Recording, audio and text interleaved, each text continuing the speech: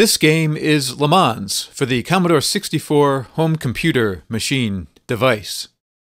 It came out in 1982, so it's an early C64 game, and it was made by HAL Laboratory of later Kirby fame. LeMans was surely inspired by Sega's Monaco GP arcade game, and it's a really basic driving game. You just avoid cars until your time runs out. But despite, or maybe because of its simplicity, it's a really fun pick-up-and-play game.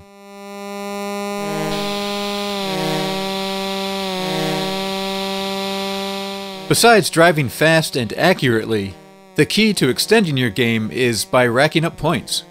You score points constantly as long as you're moving forward, so the faster you go, the faster you'll build your score. For every 10 cars you pass without crashing, you get 1,000 bonus points, and if you score 20,000 points before the time runs out, you'll get extra time, and will have to get another 20,000 before that time runs out, and yeah, that's the basic idea. Drive fast, score points.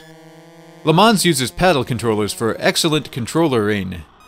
Pressing the fire button makes your car go, releasing it makes your car not go, or at least go less until it eventually slows to a stop. There's no braking in LeMans.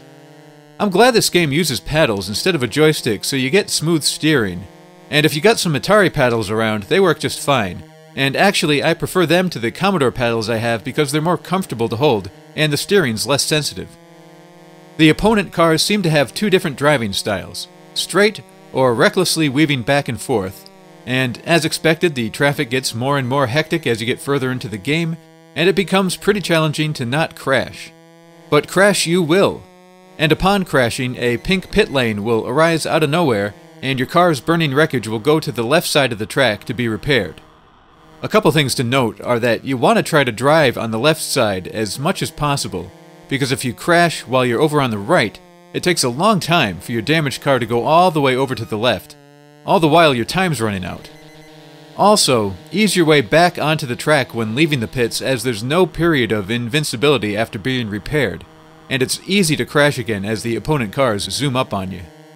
The audio visuals of LeMans aren't really impressive, and the audio is weaker than the visuals, with cars that sound like sad kitty cats, but it doesn't really bother me too much. They're just not the most engine-y engine sounds ever.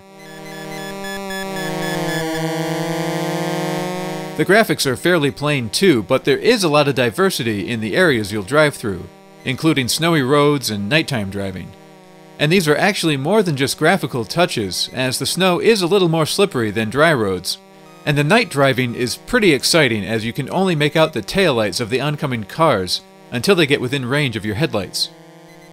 But while LeMans might not be a technical showcase for the Commodore 64, it's really great fun. And its simple, try-to-beat-your-high-score gameplay is addictive in that classic arcade-style gameplay that's so popular with humans.